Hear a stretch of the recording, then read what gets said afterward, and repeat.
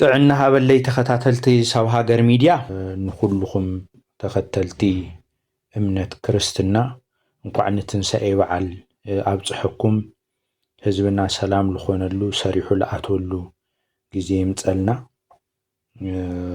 ብሩኽ ኣውደ ዓመት ይምነ ኣብ ዝተፈላለዩ ሚድያ ያው ስኡልካ ንዩቲዩብ ቅርሺ ተዋሂሉ መዓት በቃ ወዲ ወረደይ ጌታቸው ረዳይ ተባኢሶም ከምዚ ገይሮም ከምዚ ተገይሩ ምናምን ነገር በቃ ከምዚስ አመል ኮይኑ እዩ ኖርማሊ ያው ነገሩ ልክዕ እዮም እኮ በአቶ መራእያ ልክዕ እዮም ግን ታዩ ንህዝብ ግን ከም ሓበሬታ ሓዘ ወስዶ ኣነ ጌታቸው ረዳይ ወዲ ወረደይ ተባኢሶም ኢሉ ልሰርሕ ኣብ ሚድያ ወፂኡ ልሰርሕ ጋዜጠኛ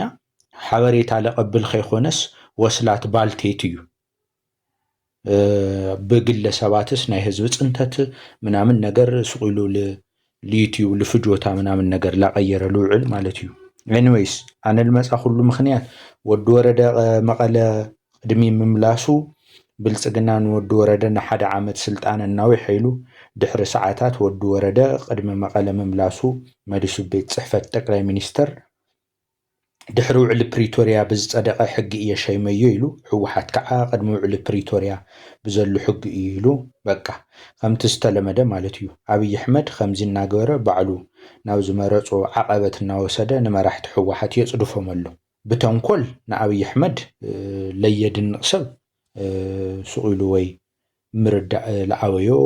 ወይ ካልእ ጸገም ዘለዎ ሰብ ተኾይኑ ጥራይ እዩ ኣነ ናቂኡ እየ ብጉርሒ ብተንኮል because ትልደልዮስ ዋላ ሕማቅ ሰብ ተኾነ ትልደልዮ ግን ክንድዚ ለኣክል ናይ ትግራይ ፖለቲከኛታት በሊጹ ስልጣን ንኽጸንሕን ብብተራ ሓደ ግዜ ጀነራል ሓደ ግዜ ፖለቲከኛ ሓደ ግዜ መራሒ ጋንታ ሰብ ክልተ ከፊሉና ቲፒኤፍን ቲዲኤፍን ተዋሂሎም ማለት እዩ ሶ እዚ ለአብይ አሕመድ ብከምዚ ዓይነት ተንኮላት ምናምን ነገር ለይ ምድናቅ ይከኣል አነ ናቂኡ እየ ተፈትወ ተጸልአ ማለት እዩ ምክንያቱም ከምኡ ዓይነት ጎራሕ ትግራይ ተልህልዋ ከምኡ ዓይነት ልተንኮል ኳስ ከምዚ ክትፍጠረለካ ማለት እዩ ኣብ ፖለቲካ ተኮይንካስ ልተንኮል ውንስ ግዜ ክትህብ ልተንኮል ከተንብብ ልተንኮል ይኾነ ነገር እኳ ላገበርካስ ብተንኮል ህዝብኻ ከተድሕንስ ትክክለኛ መስመር እዩ ለአይ ያው ምስኮ ኣብ ስልጣን ለመጽናሕ እዩ መራሕቲ ህወሓት ወይ ከዓ ፖለቲከኛታት ትግራይ ግን ተንኮለኛታት ዋላ ኹኑ ተበልካዮም ተልኾኑስ ህዝቦም ለመድሓን እዩ ነይሩ ተንኮለኛ ተልኾኑ በበይ ዕድልና እዩ ሶ ኣነድ ናቂኡ እየ ብጣዕሚ ለአይ ልሕርቀኒ እንታይ እዩ ብከምዚ ዓይነት ነገራት ህዝቢ ትግራይ ተመላሊኦም ምውዳቆም እዩ ነዚ እዩ ከም ትግራዋይ ዝሕምም ዝሕፍርን ማለት እዩ ብብተራ እዩ ምንም ለቀረዮ ነገር የለ ካብኡ ከዓ ቶም ካብ ትግራይ ልጽውዑ ኩሎም ናይ መጀመርያ ናይ አዲስ አበባ ዌልካም ተዋሂሎም ኣብ ምንጻፍ ልቕበሎም ኣብይ ተበዝሐ ለሓደ ወርሒ ለክልተ ሰሙን ምናምን እዩ ካብኡ ባይዞ ወይ ኩርኩር እዩ ልገብሮ ከምዙ ምንም ሰብ ለይለመደ ኩርኩር ምሽንዮ ልረኸቦ ሰብ ልኽተል ልረኸብዎ ናይ ብልጽግና ሰባት ከናግርዎም ይገብር ስልኪ ይድወለሎም ካብኡ ከም ኩርኩር እዮም ዳንኤል ክብረት ተጸውዖም ተመስገን ጥሩነህ ተጸውዖም ብርሃኑ ጁላ ተጸውዖም ሰንበድ ተጸውዖም ስቑሎም ተኸቲሎም ምኻድ እዩ ባይዘው ምንም መማረጽ የብሎም እያ ኦረድ ታ መስመር ጥሒሶምዋ መንእሰይ ክሞቱ ከለው ለኣቶም ከድሕኑ ሪኦም እዮም ኣብ ሜዳይ ኣብ ዓቀበቲ ኣብ ጎቦን መንእሰይ ክቕበሩ ከለው ሪኦም እዮም ኣካላቶም ክጎድል ከሎ ክቁረጽ ከሎ ሪኦም እዮም ኣዋልድ ክድፈራ ከለዋ ሪኦም እዮም ጓሶት ክርሸኑ ከለው ሪኦም እዮም ኣቦ ኩታ ተኸዲኑ ላብ ቤተ ክርስቲያን ላኸደ ኣብ ገደል ኣፍ ተወሲዱ ክርሸን ከሎ ሪኦም እዮም ስለዚ ይሕፍሮም እዩ ተመሊሶም ኣነኮ ኣይዊሽ ጌታቸው ረዳ ላብ አዲስ አበባ መጽኡ ለደብረ ጽዮን ድዩ ለሰንበደ ካልእ ናይ ህወሓት ስዒሩ ህዝቢ ትግራይ ነጻ ተልገብሮ ኣነኮ ካልእ ይደሊኩ ኣነ ጉጅለ ህወሓት እንትን ጉጅለ ታይ ደብረጽዮን ጉጅለ ጌታቸው ረዳ ልርድአን ዓይነት ሰውን ይኾንኩ ኣይርድአኒ ከምኡታት መጀመርያ ኣለና ላበሉ ለጽነትዎ ህዝቢ ይቅርታ ሓቲቶም ተልኾን ካብ ስልጣን ምተወገዱ ነይሩ ግን ካብ ነባራዊ ዓለም ልመሃሩ ዓይነት ሰባት ይኾኒ ባህሪኦም ስርሒቶም ከምኡውን ይኾነ ስሕተት ምእማን ማለት ሚስጥር ከም ኣውፂእኻ መሃብ እዩ ልቁፀር ዳሕዋሓት እምበር ለኣየኮ ደስ መበለንኩ ምክንያቱ ኣነ ናይታ ደቃ ኣብ መሬት ትግራይ ልገበረት ካብኡ ሓሊፉ ተሪፉ ህፃውንቲ ትውልድ መኺኑ 3-4 ህፃውንቲ ሒዛ ኣብ አዲስ አበባ ሬስቶራንታት ክትልምን እንጀራ ክትልምን ላተጸግዐት ከም ከልብ ትባረር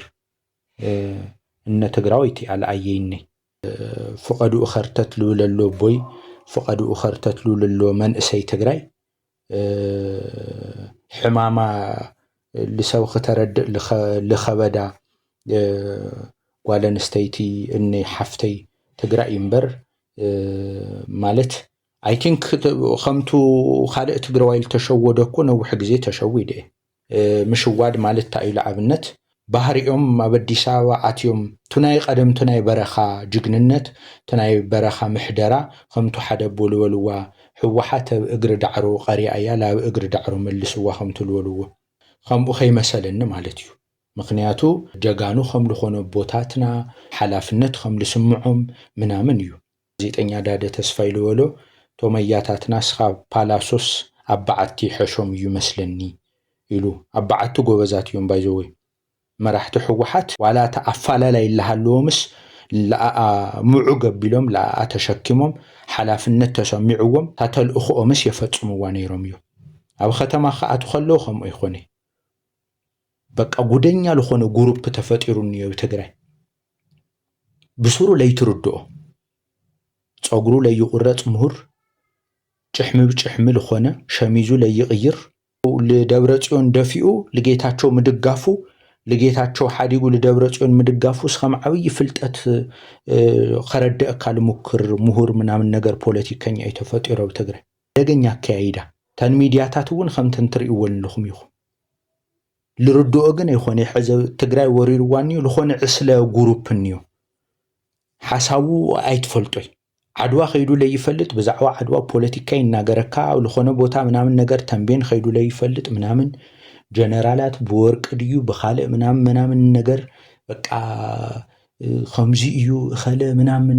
ሓቢሩ በሊዑ ሓቢሩ ልውዕል ሓቢሩ ልድቅስ ምናምን እዩ ልመስል ኣነ ምግበይ ሃይለ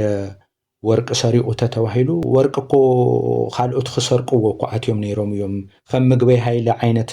ጀጋኑ ጀነራላት ተለየልቅዎ እኮ ካልእ ተልኩዕቶ ነይሩ ደታይ ከምጽ ነይረ እየ እዚኣ እስኪ መልሱለ እዩ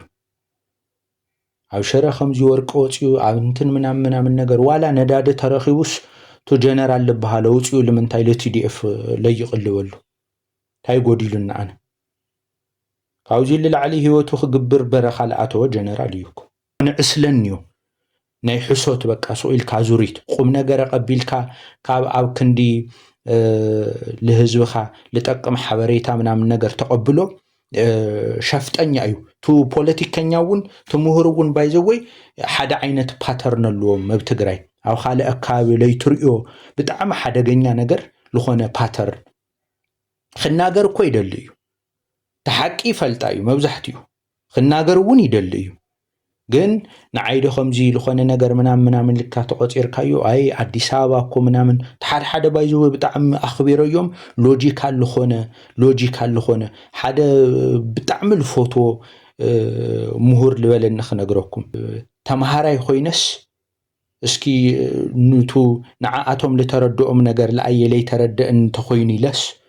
ክመሃር ይሙክረሉ ልበለኒ ኩሉ ሓደ ለባም ከምዚ ዓይነት ለባም እውን ኣለዋ ልብኻ ለጥፍእ እውን ኣለዋ ኣብ ትግራይ ልብኻ ለጥፍእ እማ መዓት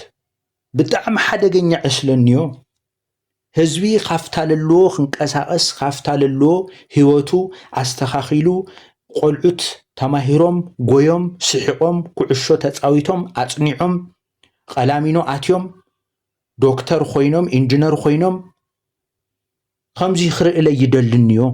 ህዝቢ ትግራይ ልጨነቆ ብብልጽግና ይኾነ ይኮ ለህዝቢ ትግራይ መጨነቅ እኮ ውዕል ፕሪቶሪያ እዩ ንኦ ይፍለጥ አብኦ ይፍለጥ ዝኾነ ወረቀት ልተጻሓፈ ሕወሓት እውን መሸፈጢ ህዝቢ ትግራይ ገብሮ ብልጽግና እውን መሸፈጢ ሕወሓትን መሸፈጢ ህዝቢ ትግራይን ይገብሮ ተፈትወ ተጸልአ ግን ኣነ ካብ ብልጽግና ሕወሓት ይሕሸኒ ሕወሓት ይሕሸኒ ማለት አትሊስት ትግራይ ኮይኑ ትግርኛ ስለልሰምዕ ጽባሕ ንጎተ ተስተኻኺሉ ከዓ ህዝቢ ትግራይ ክመርሕ ስለልኽእል ስለልሓስብ እዩ ካብኡ ከዓ ሕወሓት ብድሮን ገይሩ ህዝቢ ትግራይ ክቐትል ኣዋልድ ብጅምላ ከድፍር መናእሰይ ክርሽን ስለለይረእኹ ማለት እዩ ናይ ዕስለት ደጋግፋ ባይዘው ለሓደ ማሕበረሰብ ለሓደ ሶሳይቲ ሓደገኛ እዩ ናይ ክልል ኣምሓራ ላብ ከምዚ ዓይነት ኪዮስ ለእተዎ ከምኡ ዓይነት ድጋፍ እዩ ወሎ የጎንደር የጎጃም ገለ ምናምን ነገር ላወሉ ልጀመርዎ ነገር እዩ ኣይዝሕሊ ኢልዎም እቲ ሓደ ኣነ እየ ናይ ፋኖ ዝኾነ ነገር ምናምን ነገር ይበሃል ቱ ዕጥቃዊ ቃልሲ ህዝቢ ከይድግፎ ልገበሩ ናይ ወሎ ፋኖ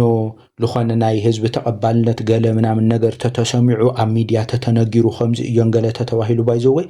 ቱ ናይ ጎንደር ከይዱስ ኣፍቱ ናይ ወሎ ዝኾነ ጥፍኣት የጥፍእ ወይ ባንኪ ይዘርፍ በቃ እዚ ኮ ሸፍጥ እዩ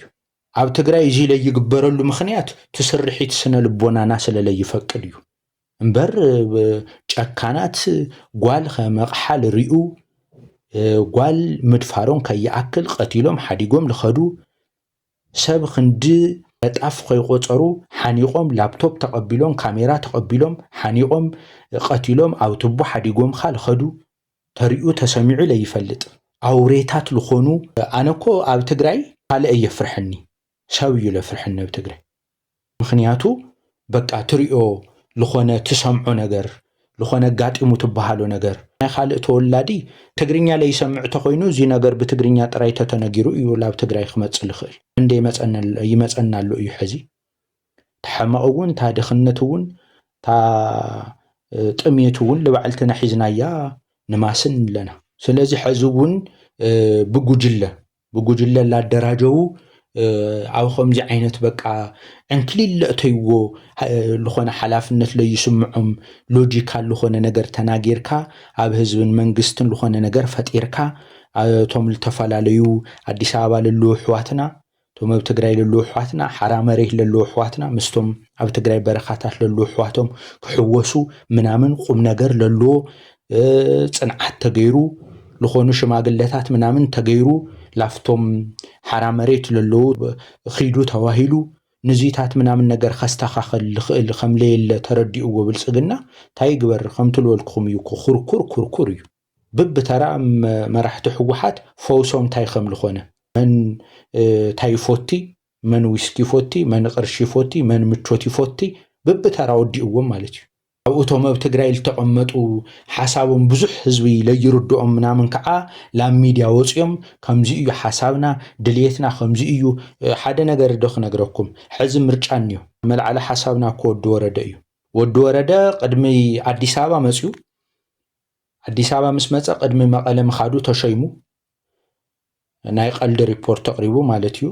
ካብኡ ከዓ ካብ ኣዲስ ኣበባ ከይተልዓለ ወሪድካ ኢኻ ተዋሂሉ ንምንታይ መስለኩም ተዋና ነጥቢ ምንም ክጭበርበር ገለ የብሉ ነገር ቅድሚ ሕዚ ኣብ ክልል ኣምሓራ ልተገበረ ሰላማዊ ሰልፊ ብልጽግና ከብዱ እዩ ተነፊሑ ብጭንቀት ካብ ኦሮሚያ ክልል ለይመፀ ዕጡቕ ለይመፀ ናይ ፍሉይ ሓይሊ ኦሮሚያ ለይመፀ ናይ ክልል ኦሮሚያ ፖሊስ የለ ካብኡ ሓሊፉ ተሪፉ እኮ ፌደራል ፍርድ ቤታት ናይ ምውሳን ዓቕሚ ለኦሮሚያ እውን እኮ ሂቦምዎ ትብዋናነት ወዲ ወረደ ኣዲስ ኣበባ መፅዩ ቅድመ መቐለ መምላሱ ስልጣን ተዋሂብዎ ቅድመ መቐለ መምላሱ ከዓ መውራዱ ተነጊሩ እዚ ሕዚ ምንም ለየሻሚ ናይ ሕጊ ክፍተት ብልኾነ ኢሎም ምናምን ነገር ሸፋፊኖምዎ ከምቱ ዓንቶ ይልጠቐስክዎ እዩ ተንኮለኛታት መማኽርቲ ብምእካብ ኣነ ንኣብይ ኣሕመድ ኣድናቂኡ እየ ግዝኣት ብልምልከት ንሌባ ሌባ ንምርኮኛ ምርኮኛ ንሕማቕ ሕማቕ ብምባል ከዓ ናይ ኢሳያስ ኣፈወርቂ ኣድናቂ እየ ኣነ ንሌባ ኣዋልል ልደፍር ሰብ ልርሽን ጓሶት ልልቐትል ፋሪ عماتي يخاختو لك ያው ተንኮለኛ እዩ አብይ ብዙይ በቃ ማስተር እዩ ካው ለምን ታይ ከምዚ ገይሩ ወድ ወረደ አዲስ አበባ መጽዩ ሪፖርት አቅሪቡ ካው ጣንተ ነው ሒልካ ተዋሂሉ አብል ተፋላለ ናይ ሚዲያ ፕላትፎርም ተቃውሞ ታይ ከም ልመስል ለለጌታቸው ረዳ ደገፍቶ መቢሎም አብ ትግራይ በመድዋል ተናይ ህዝብ ስምዒት ምናምን ሁሉ ነገር ናአብይ ሪፖርት ወጽሕዎ ህዝብ ትግራይ ኾሪ እዩ አብል ተፋላለ ሚዲያ ፕላትፎርምታት ምናምን ነገር ከምዚላ ተገበረ እዩ ከምዚላ ተገበረ እዩ ከምዚላ ተገበረ እዩ ከምዚላ ተገበረ እዩ ብዙሕ ሪፖርት ምናምን ነገር ምስ ቀረበ ጎራሕዩ ኢለኩም እየ ለጥፍአት ለተንኮል ሓደ ግዜ ተንኮል ይጥፍአት ህዝብኻ ከተድሕነሉ ተኽኢሉካማ ክገብሮ የልመርጽ ካልእ ማሕበረሰብ ካልእ ሰብ ለምብዳል አይገብሮይ بفصم مستناتي سرحيت بحري لخدي خوني هزبي لخد حنجن خحسو تحليني حسو كين خام مجمريا جميرو مسمرهم سحيتهم مصيوم فايناليو ايدو وديقوم كاو خمت عنتول تقسكو خورا خوريوم لخوركور كعا وي تهبو وي تحقفو وي تبارو وي تطميو بقى خمد الله كايو ምክንያቱ ዋላ ከምዚ ላጎር ካዮ ዋላ ላዋዕ ካዮ ላጥማ ካዮ ምናምንስ ኹርኩርዩ ክኽተለካ ግድን እዩ በቃ ላ ተኸተለካ ኢል ነበር ናይ ኹርኩር ናይ መራሕቲ ሕወሓት ነፋላለዩ ታዩ ኹርኩር ልብ ምስ ገዝአ ዋላ ምግቢ ተኻላእ ካዮስ ባዕሉ ሃዲኑ ምናምን ምግቢ ይልሽ ማለት እዩ አሳቶም ግን አው ከምዚ ዕድሚኦም ምናምን ውንስ እዚው ኳሶ ገሩ ወይ ካሊ ብዙ የዋጸኩም እዩ ገለተ ተዋሂሎም መግለጽ ይወጹ ብዙ ተትኸዱ እዩ ለሐሽተ ተዋሂሎም መግለጽ ይወጹ ኤኒዌይስ ካው ወድ ወረደ ታይ ኮይኑ ስልጣን ተዋሂዎ ስልጣን ከአህዲጎምዎ ታዋና ነጥብታ አይመስልኩም በቀደማይ አው ክልል አምሐራ አልተገበረ ሰላማው ሰልፊ ረብሽዎም ይለኩም ረብሽዎም እዩ ስለዚህ ጽባሕ ንግሆ ከዓ አብ ትግራይ እዚ ክድገም ይደሊ እስከ ዓመዓስ ዛ ምርጫ እስከ ተሐልፍ ከምታ ናይ ክልል አምሐራ ዓይነት ጉዳይ አብ ትግራይ ክትፍጸም ይደሊ አዲስ አበባን ዙሪያን በኦሮሚያ ክልል ፖሊሳትን ፍሊ ኃይልን አጥለቅሊቆም ዋኒው ተወጢራ ያንያ ምርጫ ይገብሩ ስዕራኢና ይብሉ አዲስ አበባ ኢትዮጵያ ልልነብሩ ኤምባሲታት የፍልጡ ኢሜል ይሰዱ አለቀ አው ሕዚ ኺት ተመለስ ነዓ ምናምን ነገር ስልጣን ሂበካ ይወሪደካ ይልባሃሎ አባል ሕወሓት ከምቱ ለመዱ ኹርኩር ይሆን ማለት እዩ ታ ባንዳ ሀገር ሻጭ ምናምን ትብሉውን አብ ቴሌቪዥናቶም ድሕረታ ምርጫዮም ክጅምሩዋ ሕዘ ይጅምሩዋ ስማርት እዮም በተንኮል ይለኩም እዩ ዛና ቀይሕ ባሕርውን ርኢኹም ይኹ ቀይሕ ባሕር ህዝናትና እያ ልብል ላብ ቀይሕ ባሕር ክንዘምቲና ልብል ከምቱ ናይ ቅድሚ ክልተ ወርሒ ነበረ ኒዮድ ሕዚ የለይ ምክንያቱም ገምጊሞም እዮም ገምጊሞም ልወጽሕሉ ጉዳይ ታዩ ጸላኢ ክደራጆ ጸላኢ ክዳሎ ጸላኢ ክዘጋጆ ላገርና ኢና ናይ ምርጫ ኩነታትና ምስፈለጥና ንወጽሕሉ ኢና ክቅድም ለልዎ ነገር ነቀድም ላብልብል አትዮም እዩ ቅድም ለልዎ ለቀድም ፓርቲ ከዓ ጎበዝ እዩ ማለት እዩ ጎበዝ ጎራሕዩ ማለት እዩ ድወረደ ካብ ስልጣን ለወረደሉ ምክንያት ወጪ ለወረደሉ ምክንያት ወጣ ወረደ ለተዋሃለሉ ምክንያት እዚ እዩ አብ ክልል አምሐራ ለተገበረ ሰላማዊ ሰልፊ ለብልጽግና ሰላም ይሃወይ ክረጋጋዕ ይገወሮይ በብግዚኡ አኼባ እዩ ነይሩ እምበር ናይ ትግራይ ጉዳይ በቀደማይው ንልዕለልኩም እያ ናይ ትግራይ ጉዳይ ጽጹይ ለኾነ ሓበሬታ ይባይዘው ናይ ትግራይ ጉዳይ ተፈትወ ተጸልአ ኦህዴድ ብልጽግና ኣብ ስልጣን እስካዕልሃሎ መጻወቲ ካርታ ላመዘስካ ደክ ምግባር ትምሁር ክበል ምግባር ዓዱ ክጸልእ ምግባር ሶሳይቱ ክጸልእ ምግባር ሸሚዙ ክረስሕ ምግባር ጫምኡ ክውድእ ምግባር እዩ ቱ ምሁር ክኾን ልደሊ ዕሸል ትግራይ ከዓ መኺኑ ክቐርብ ምግባር ከም ተሃቪስቶ ለወለ እዩ ኮሚኢቲ ዓመት ልድሕሪት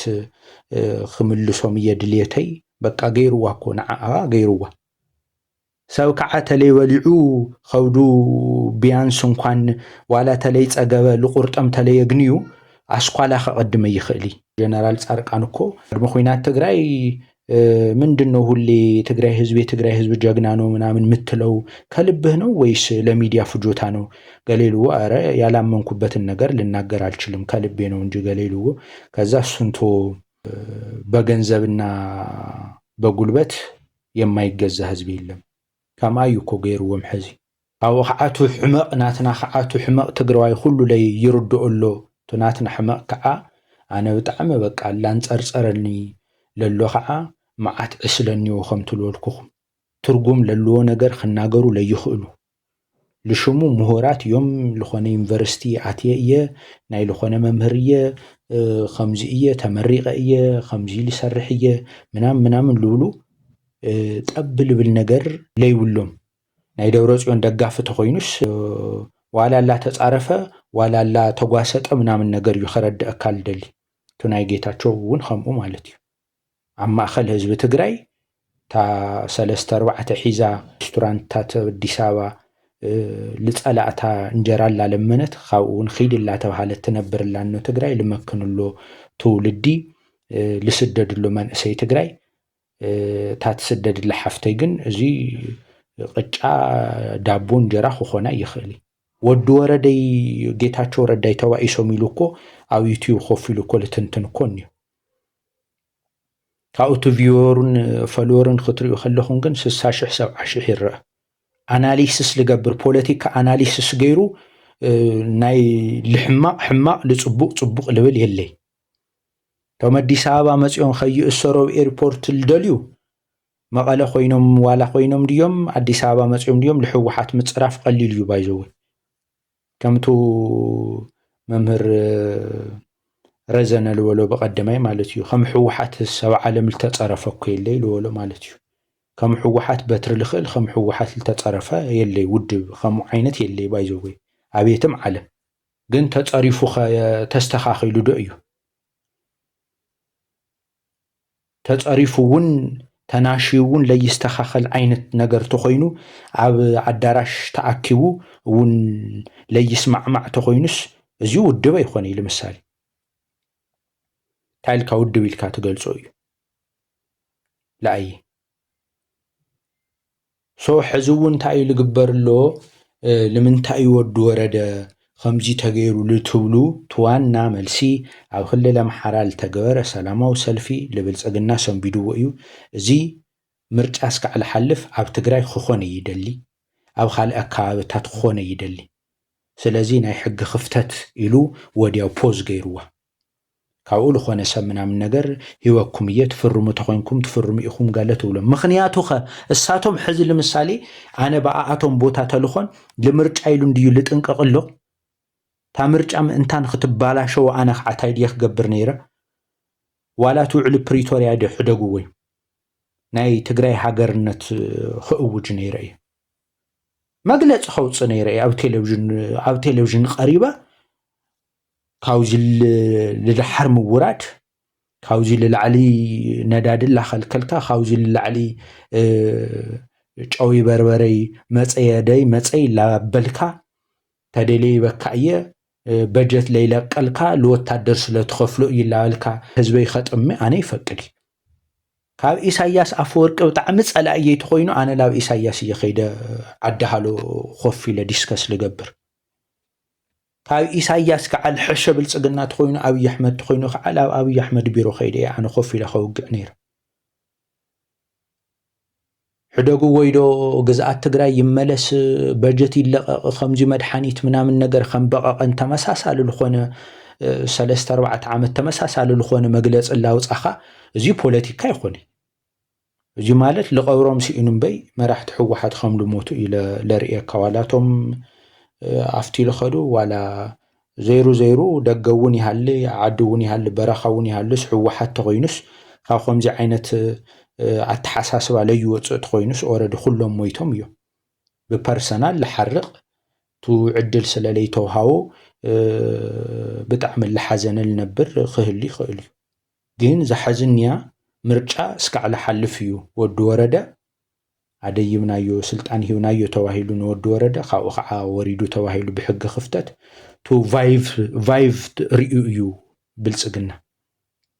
ናይ ህዝቢ ቁጥዐ ናይ ሚድያ ቁጥዐ ናይ ህዝቢ ትግራይ ጽዋሕ እውን ከምቲ ክልል አምሓራ ዝተገበረ ምናምን ሰላማዊ ሰልፊ ተገዩ ናይ ደገ ሓይሊ ምናምን ነገር ዙ ናይ አሜሪካ ናይ ኢራን ጉዳይ ላብ እስራኤል ዶ ላብ ኢራን ዶ ላብ ሳውዲ ዓረብ ዶ ገለ ዶ ምናምን ነገር ትሰብኣይ ሕዚ ከምቱ ናትና ናይ ትግራይ ፖለቲከኛታት ኩርኩር ልገበሮም እሳቶም እውን ብተርኦም ኩርኩር እዮም ገይሮምዎ ለሓያልስ ሓያል ኣለዎ ሕዚ ጨኒቃቶ እያ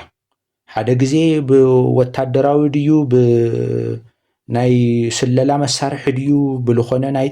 ጠለፋ ድዩ ምናምን ቴክኖሎጂ ምናምን ምስ እስራኤል ምናምን ነገር ይሰርሕ ኣለኹ ገለ ላበለ ዓገግ ላበለ ነይሩ እዩ ትክክል ክኾን ይኽእል እዩ ቢኮዝ ከምቲ ልበልክኹም እዩ ልኽፍኣት ስማርት እዩ ትስብኣይ ሕዚ ታዋና ፖለቲካ ትግራይ ክትዕርየላ ክትስተኻኸለላ ዘለዋ ግዜ እዚኣ እያ ንታ መረፃ ከምታ ልጥንቀቕ ኣሎ ቅድሚ መረፃ ናይ ፖለቲካ ትግራይ ፖለቲከኛታት ትግራይ እውን ካብ ውዕሊ ፕሪቶርያ ወፃኢ እውን ዝኾነ ሓሳብ ኣልዒልካ ብልጽግና ዓፅ ክብል ምግባር ይከኣል ነይሩ እዩ ግን መን እኒኦ እዩ መን ኣሎ ፀጉሮ ገፊሩ ፅሕሙ አንዊሑ ምሁር እየ ልብል ዓድዋይ ብዛዕባ ዓድዋ ተንቤን ምናምን ነገር ኣፈላላይ ከረድአካ ክነግረኒ ልሙክር ብዛዕባ ዓጋመይ ምና ክገብረካ ከረድአካ ልሙክር ካፍታ እኖም ሓረይት እኮ ለአየይ እኖ ኤርትራዊት እኮ ተቐርበኒ ለአየይ ልመስል ህዝብ እኮ ኤርትራዊ እዩ ግን ቱ ለአየይ ለይመስል ግን ኤርትራ እኒዮ ስርዓት እዩ ናይ ህዝቢ ትግራይ ናይ ህዝቢ ኤርትራዊ ኳስ ምስ ዓድዋ ምናምን ነገር ለተሓሕዝዎን እዩ ክፈጥሮን ከሎ ኖርማሊ ያው ከመረዳዳእኻ እዩ እዚ ከባቢያዊነት ክንድዚ ለኣክል ኢነርጂ ውፅኡ ፍልጠት ኣለኒ ኢሉ ከረድአካ ልሞክር ተኮይኑ ኣበይ ከም ተምሃረ እንግዲህ ባዕሉ ኢሉ ፈልጦ ዲቁና ድዩ ቅሽና ዶክተርና ድዩ ምናምን ኣነ ሕዘ ይርድአኒ ከም ዓይነት ሰብ ከም ጥዑይ ሰብ ግን ከም ምሁር ትግራዋይ ግን ትግራይ ከመይ ትድሓን እዩ ድሓኒኣ ግን ሕዚ እዩ ቅድሚ ምርጫ ዝተፈላለዩ ተሳትፎታት ምግባር ምንጣፍ ፖለቲካሊ ብደንብ ሎጂካል ዝኾነ ከእምን ልኽእል ማሕበረሰብ ዓለም ከእምን ልኽእል ሓሳባት ላውፀኻ ምሁራን ለኣከብካ ቅድሚ ታ ምርጫ ትግራይ ላብ ትደልዮ ኣንፈት ምጉታት ይከኣል እዩ ለኣብይ ኣሕመድ ሕዚ ምክንያቱም ቅድሚ ምርጫ ኒዕቁ ኣብ ክልል አምሓራ ዝተገበረ ሰላማዊ ሰልፊ ነጊረኩም እየ ኮምፕሊትሊ ተሓሲቦም ወልነሩ እዩ ድሕንነት ቢሮ ዲኹም ትብልዎ ናይ አዲስ አበባ ፖሊስ ኮሚሽን ዲኹም ትብልዎ ምናምን ነገር ሰሚናር እዮም ባይዘው ይቀንዮም ድሕሪዮ ካብኡ ኩሎም ከይድኩም ናይ ብልጽግና ሚድያታት ተኸታተሉ ሰላም ኢና ከምዚ ኢና ምርጫ ክግበር ይኽእል እዩ ምናምን ነገር ለበሎም ናይ ክልል አምሓራ ሰላማዊ ሰልፊ እዩ ጽዋሕ ትግራይ እውን ልኾነ ሓሳባት ምሂዛ ዋላ ካልእ ምምሃዝ ተዓበያ ቱናይ ውዕሊ ፕሪቶርያ ተፈጻምነት ምእንታን ክህልዎ ኢላ ዓወፅወጥ ተትጅምር ይፋው ልኾነ ምስ ሻዕብያ ርክብ ተትጅምር ድሮኒ ገሌ ምናምን ነገር የልዕሊ ሰብኣይ የውሊ በጀት የውሊ ወታደር የውሊ ክሙክር ይኽእል እዩ ግን ከምለ ይኽእሎ ስለልፈልጥ እዩ እስካዕ ሕዚ እውን ሱቕ ኢልዎ እዛ ምርጫ ምስ ሓለፈት ግን ናይ ህዝቢ ትግራይ ፀበባይ ሰቆቃይ ጥምየቲ ምንዋሕ እያ ስለዚ ወዲ ወረደ ተሸይሙል ስልጣኑ ክሕድጉዎ ዝኸኣልሉ ምክንያት ካልእ ኣይኮነ ምርጫ እስካዕ ዝሓልፍ ክልል አምሓራ ዓይነት ነገር ኣብ ትግራይ ክረአ ክፍፀም ኣብ ሚድያ ክነገር ስለለይደለዩ እዩ ዛቲ ትዝ እዩ ተሓሳብ ይቐኒየለይ